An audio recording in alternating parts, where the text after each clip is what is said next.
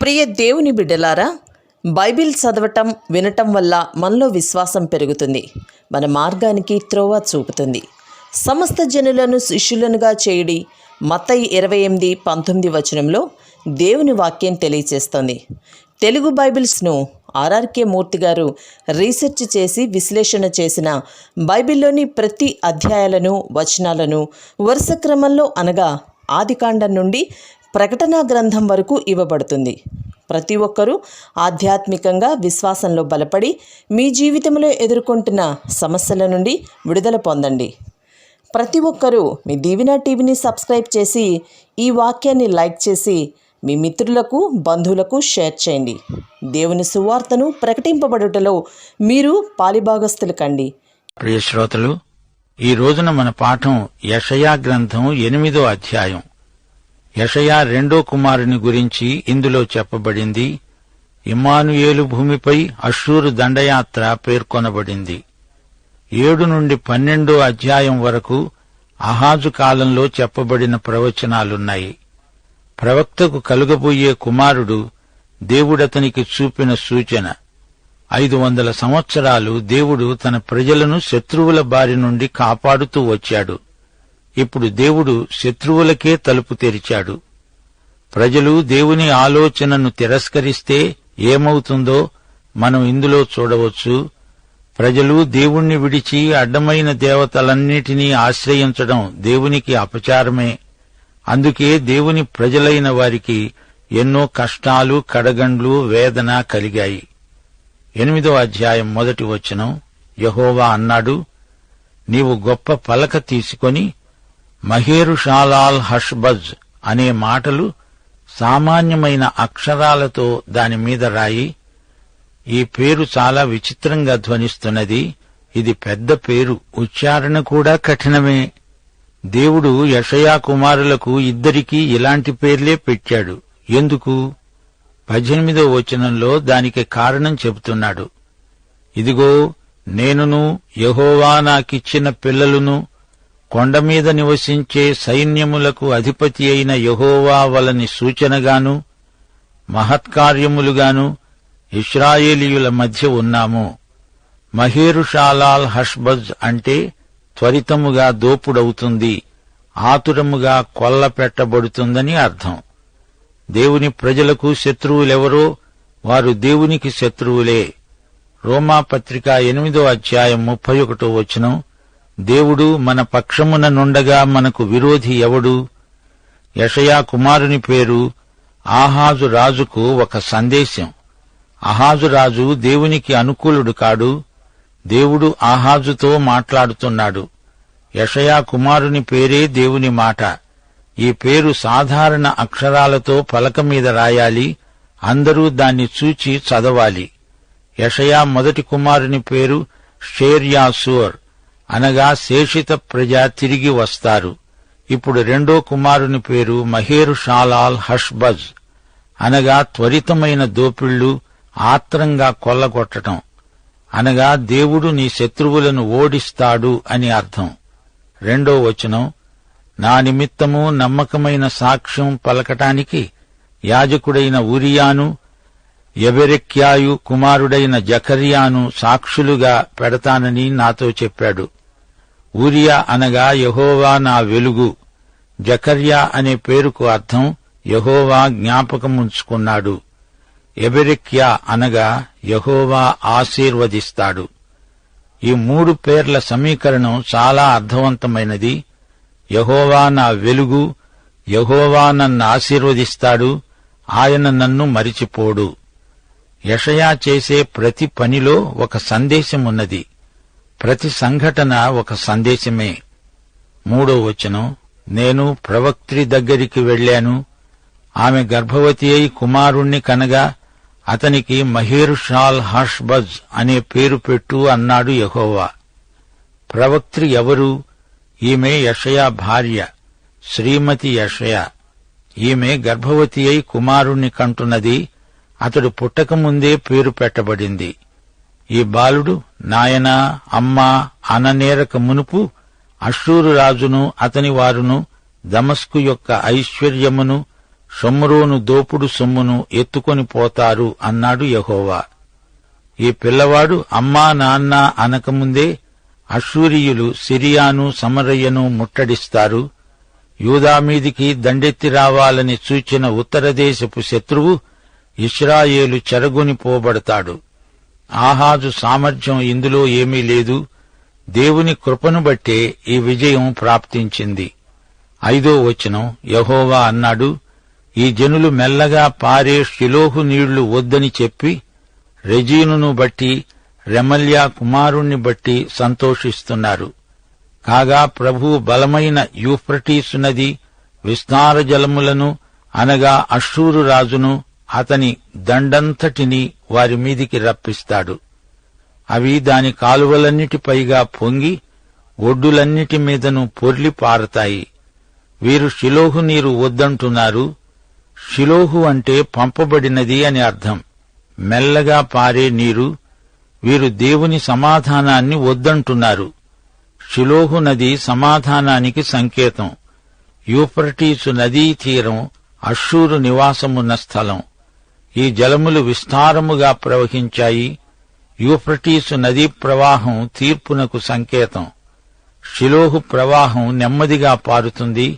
Euphrates విస్తార జలములు గట్లు పొర్లి పారుతాయి. ఈ 2 నదుల ద్వారా దేవుడొక సందేశం ప్రకటిస్తున్నాడు. షిలోహు నది సీయోను కొండకు మోరియా కొండకు మధ్య ప్రవహిస్తుంది. అది నెమ్మదిగా ప్రవహిస్తూ సంగీతం పాడుతుంది. అది దేవుని కృపకు చిహ్నం. సీయోను కొండ కృప, సీనాయి కొండ ధర్మశాస్త్రం. మోరియా పర్వతం అబ్రహాము ఇస్సాకును బలి ఇచ్చిన స్థలం. దావీదు అరౌనా కళ్ళము కొన్న స్థలం అదే.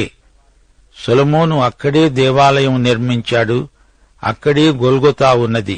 యేసుక్రీస్తు సిలువ వేయబడిన స్థలం. ఇది దేవుని కృపకు సంకేతం. మోరియా కొండపై దేవుడు గొర్రెపిల్లను లోక పాప పరిహారం నిమిత్తమై కనపరిచాడు. అబ్రహాము తన కుమారుణ్ణి అక్షరాల బలి ఇవ్వకుండా దేవుడు కాపాడాడు. కాని దేవుడు తన స్వంత కుమారుడైన యేసుక్రీస్తును సిలువకు అప్పగించడానికి వెనుదీయలేదు. ఇక్కడ దేవుడు అహాజుకు కృపా సందేశమందిస్తున్నాడు. రాజా, నీవు నా వైపు మరలితే నీవు బ్రతికిపోతావు అంటున్నాడు. 8వ వచనం, కాలువలు పొర్లిపారుతాయి. అవి యూదాదేశములోనికి వచ్చి పొర్లి ప్రవహిస్తాయి. అవి కుతికల లోతు అవుతాయి.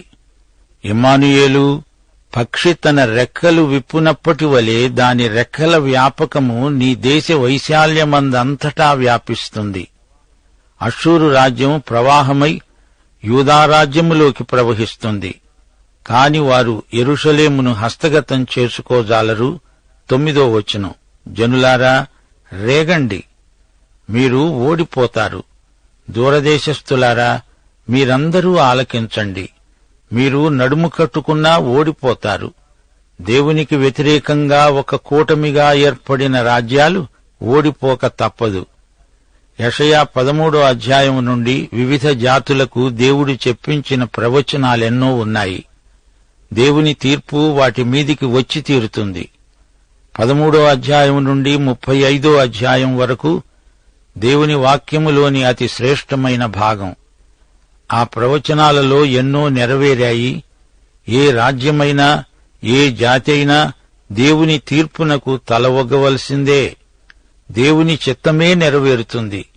దేవుని చిత్తానికి ప్రతికూలంగా వ్యవహరిస్తే తీర్పు తప్పకుండా వస్తుంది. 10 నుండి 12వ వచనం వరకు, ఆలోచన చేసుకున్నా అది వ్యర్థమవుతుంది. మాట పలికినా అది నిలవదు. దేవుడు మాతో ఉన్నాడు. ఈ జనుల మార్గమున నడువకూడదని యెహోవా బహుబలముగా నాతో చెప్పాడు. నన్ను గద్దించి ఈ మాట సెలవిచ్చాడు. ఈ ప్రజలు బందుకట్టు అని చెప్పేదంతా బందుకట్టు అనుకోకండి. వారు భయపడేదానికి భయపడకండి.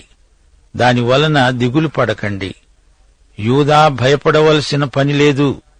సిరియా సమరయ్య ఏకమైనా వారేమీ చెయ్యలేరు. ఉత్తరాన వారందరూ ఏకమవుతున్నారు. అయినా యూదా ధైర్యంగా ఉండాలి. అంతేగాని భయపడి వారితో సంధి ఒడంబడికలు చేసుకోకూడదు. ఈజిప్టుతో రాజీ పడకూడదు. తీరా వారు అదే పని చేశారు, అరిష్టాన్ని కొని తెచ్చుకున్నారు. 13-14 వచనాలు. సైన్యములకు అధిపతి అయిన యెహోవాయే పరిశుద్ధుడు అనుకొనండి. మీరు భయపడవలసిన వాడు ఆయనే. ఆయన కోసమే దిగులు పడాలి. అప్పుడాయన మీకు పరిశుద్ధ స్థలముగా ఉంటాడు. అయితే ఆయన ఇశ్రాయేలు 2 కుటుంబాలకు తగిలే రాయిగా, అభ్యంతరం కలిగించే బండగా ఉంటాడు. యెరూషలేము నివాసులకు బోనుగాను, చిక్కు వలగాను ఉంటాడు. 1 కొరింథీ 1:23 వచనంలో భక్త పౌలు అన్నాడు, మేము సిలువ వేయబడిన క్రీస్తును ప్రకటిస్తున్నాము. ఆయన యూదులకు ఆటంకముగాను, అన్యజనులకు వెర్రితనముగాను ఉన్నాడు. మత్తయి సువార్త 21:44 వచనంలో ప్రభు అన్నాడు, ఈ రాతి మీద పడేవాడు తునకలైపోతాడు, గాని అది ఎవని మీద పడుతుందో వానిని నలిచేస్తుంది. నీవు ఈ రాతిపై పడితే రక్షణ కోసం ఆయన మీద పడాలి. అప్పుడు నీకు విశ్రాంతి. ఆయనే పునాది రాయి. ఆయన నీ మీద పడితే అది తీర్పు. నిన్ను అది నలిచి పారేస్తుంది. నీవు ఆయనను అంగీకరిస్తావో తిరస్కరిస్తావో అది నీవు చేసుకోవలసిన తీర్మానం. 1 పేతురు 3:15 వచనంలో భక్త పేతురు హెచ్చరిక, మీ హృదయములందు క్రీస్తును ప్రభువుగా ప్రతిష్ఠించండి. నిర్మలమైన మనస్సాక్షి కలిగిన వారై మీలో ఉన్న నిరీక్షణను గూర్చి మిమ్మును హేతువు అడిగే ప్రతివానికి సాత్వికముతో భయముతో సమాధానము చెప్పటానికి ఎల్లప్పుడూ సిద్ధముగా ఉండండి. మీ హృదయములలో యేసే ప్రభువై పరిపాలించాలి. ఆయన మీ హృదయరాజు. ఈ రోజుల్లో ఆధ్యాత్మిక విలువలు రానురాను క్షీణిస్తున్న సూచనలు కనిపిస్తున్నాయి. దేవుణ్ణి గురించి తేలికగా మాట్లాడుతున్నారు. హబక్కూకు 2:20 వచనం, యెహోవా తన పరిశుద్ధాలయములో ఉన్నాడు. ఆయన సన్నిధిలో లోకమంతా మౌనముగా ఉండునుగాక. అక్రమము విస్తరిస్తోంది, అనేకుల ప్రేమలు చల్లారిపోతున్నాయి. అలాంటి రోజుల్లో మనము ఇప్పుడున్నాము. 19వ వచనం నుండి దేవుడు మంత్రతంత్రాలను గురించి తన తీర్పును ప్రకటిస్తున్నాడు. వారు మిమ్మును చూచి కర్ణపిశాచిగల వారి వద్దకు, కిచకిచలాడి గొణిగే మంత్రజ్ఞుల వద్దకు వెళ్లి విచారించండని చెప్పినప్పుడు జనులు తమ దేవుని వద్దనే విచారించవద్దా? సజీవుల పక్షముగా చచ్చిన వారి వద్దకు వెళ్లదగునా? శ్రోతలారా, ఈ కడవరి దినాలలో ఇలాంటి వైఖరులు ధోరణులు ఎక్కువగా కనిపిస్తున్నాయి. లేవియకాండం 20:27 వచనం, ద్వితీయోపదేశకాండం 18 9-12 వచనం వరకు దేవుడు ఖండితంగా తన ధర్మశాస్త్రంలో ఆజ్ఞాపించాడు. పురుషునియందేమీ స్త్రీయందేమీ కర్ణపిశాచి అయినా సోదె అయినా ఉండిన ఎడల వారికి మరణశిక్ష విధించాలి. వారిని రాళ్లతో కొట్టాలి. తమ శిక్షకు తామే కారకులు. ఆ జనుల హేయకృత్యములను నీవు చెయ్యకూడదు, నేర్చుకోకూడదు. పిల్లలను అగ్నిగుండం దాటించకూడదు. శకునాలు, సోదె, మేఘ శకునాలు, సర్పశకునాలు, చిల్లంగివారు, మాంత్రికులు, ఇంద్రజాలకులు, దయ్యాల వద్ద విచారణ చేసేవారు, ఇలాంటి వారిని మీ మధ్య ఉండనివ్వకూడదు. వీటిని చేసే ప్రతివాడు యెహోవాకు హేయుడు. వీటిని బట్టే నీ దేవుడైన యెహోవా నీ ఎదట నుండి ఆ జనములను వెళ్లగొడుతున్నాడు. సైతానారాధన ఎక్కువవుతున్నది. దేవుని కృపాసువార్తలో, దేవుని వాక్యంలో ఇలాంటి ప్రయోగాలకు తావులేదు. 21-22 వచనాలు. ధర్మశాస్త్ర ప్రమాణ వాక్యమును విచారించండి. ఈ వాక్య ప్రకారము వారు బోధించని ఎడల వారికి అరుణోదయము కలగదు. అట్టివారు ఇబ్బంది పడుతూ ఆకలిగొని దేశ సంచారము చేస్తారు. ఆకలిగొంటూ వారు కోపపడి తమ రాజు పేరట, తమ దేవుని పేరట శాపాలు పలుకుతూ మీదికి చూస్తారు. భూమి తట్టు తేరి చూడగా బాధలు, అంధకారము, దుస్సహమైన వేదన కలుగుతాయి. వారు గాఢాంధకారములోనికి తోలివేయబడతారు. దేవుని వాక్యానికి విధేయులు కానివారు ఈ విధంగా పెడతోవ తొక్కటం జరుగుతుంది. మనుషుల మనస్సులను చీకటి నింపివేస్తుంది. వాక్య ప్రకటన లేనిదే అరుణోదయ దర్శనం కలగదు. ఇప్పుడు 9వ అధ్యాయంలోకి రండి. దావీదు సింహాసనం ప్రస్తావనకు వస్తుంది. ఆ సింహాసనముపై బాలుడు కూర్చుంటాడు. యేసు ప్రభువు మొదటి రాకడ, ఆ తరువాత ఆయన రెండవ రాకడ. ఈ రెండు రాకడలకు ముందు ఏమేమి జరిగిందో చెప్పబడింది. ప్రవచనాలలో ఈ రెండు రాకడలు ఉన్నాయి. జాగ్రత్తగా విని గ్రహించాలి. 9వ అధ్యాయంలో యేసు ప్రభువు మొదటి రాకడ ప్రవచనం ఉన్నది. 7 నుండి 12వ అధ్యాయం వరకు ప్రవచనాలు ఆహాజు రాజు కాలంలో పలుకబడినవి. ఉజ్జియా 52 సంవత్సరాలు పరిపాలించాడు. ఆ తరువాత అతని కుమారుడు యోతాము రాజ్యానికి వచ్చాడు. ఆ తరువాత యోతాము కుమారుడు ఉజ్జియా మనుమడు ఆహాజు. ఇతడు చెడ్డరాజు. ఇతని పరిపాలనా కాలంలో యెషయా ఈ ప్రవచనాలు పలికాడు. ఇశ్రాయేలు జాతికి అవి చీకటి రోజులు. 9వ అధ్యాయం మొదటి 7 వచనాలలో ఇశ్రాయేలు జాతికి గొప్ప నిరీక్షణ కలిగించే ప్రవచనమున్నది. దేవుని కుమారుని మొదటి రాకడ, రెండో రాకడ ఈ అధ్యాయంలో ప్రవచించబడడం గొప్ప విశేషం. మొదటి వచనం, వేదన పొందిన దేశము మీద మబ్బు నిలువలేదు. పూర్వకాలమున ఆయన జబూలూను దేశమును, నఫ్తాలి దేశమును అవమానపరిచాడు. అంత్యకాలమున ఆయన సముద్ర ప్రాంతమును అనగా యొర్దాను అద్దరిని, అన్యజనుల గలిలయ ప్రదేశమును మహిమగల దానిగా చేస్తున్నాడు. ఈ ప్రవచనం 2 రాజుల 15వ అధ్యాయం 29వ వచనంలోని చరిత్రతో సరిపోల్చి చూడండి. ఇశ్రాయేలు రాజైన పెకహు దినములలో అష్షూరు రాజైన తిగ్లత్పిలేసరు వచ్చి ఈయోను పట్టణమును, ఆబేల్ మత్మయక పట్టణమును, యానోయహు పట్టణమును, కెదెషు, హాసోరు పట్టణాలను, గిలాదు దేశాన్ని, గలిలయ, నఫ్తాలి దేశాలను పట్టుకొని అక్కడ ఉన్నవారిని అష్షూరు దేశానికి చెరగా తీసుకొని పోయాడు. గలిలయ అన్యుల ప్రాంతం. యేసు యెరూషలేములో పుట్టలేదు, బెత్లెహేములో పుట్టాడు. నజరేతు ఆయన పెరిగిన స్థలం. అయితే నజరేతు ఆయనను తిరస్కరించినప్పుడు ఆయన కపెర్నహూముకు తరలి వెళ్లాడు. ఈ పట్టణం గలిలీ సముద్ర తీరాన ఉంది. జబులూను, నఫ్తాలి ఉత్తరాన ఉన్నాయి. గలిలీ సముద్రానికి పశ్చిమ తీరాన నఫ్తాలి ఉంది. పడమటి దిశగా జబులూను, నఫ్తాలి కనపడతాయి. నజరేతు జబులూనులో ఉంది. కపెర్నహూము నఫ్తాలిలో ఉంది. యేసు ప్రభు సేవా కేంద్రం కపెర్నహూమే. అయితే కపెర్నహూము గర్వించి పతనమైంది. మత్తయి సువార్త 4వ అధ్యాయం 12 నుండి 16వ వచనం వరకు ఈ వాక్య భాగం యెషయా 9వ అధ్యాయం నుండి ఉదహరించబడింది. యోహాను చెరపట్టబడ్డాడని యేసు విని గలిలయకు తిరిగి వెళ్లి నజరేతును విడిచి జబులూను, నఫ్తాలి అనే దేశాల ప్రాంతంలో సముద్ర తీరమందలి కపెర్నహూముకు వచ్చి అక్కడ కాపురమున్నాడు. 2వ వచనం, చీకటిలో నడిచే జనులు గొప్ప వెలుగును చూస్తున్నారు. మరణఛాయ గల దేశ నివాసుల మీద వెలుగు ప్రకాశిస్తుంది. యేసే ఆ వెలుగు. యోహాను సువార్త 8వ అధ్యాయం 12వ వచనంలో యేసు అన్నాడు, నేను లోకమునకు వెలుగును. నన్ను వెంబడించేవాడు చీకటిలో నడువక జీవపు వెలుగు కలిగి ఉంటాడు. యేసు మొదటి రాకడ ప్రవచనం 9వ అధ్యాయం మొదటి 2 వచనాలలో ఉంది.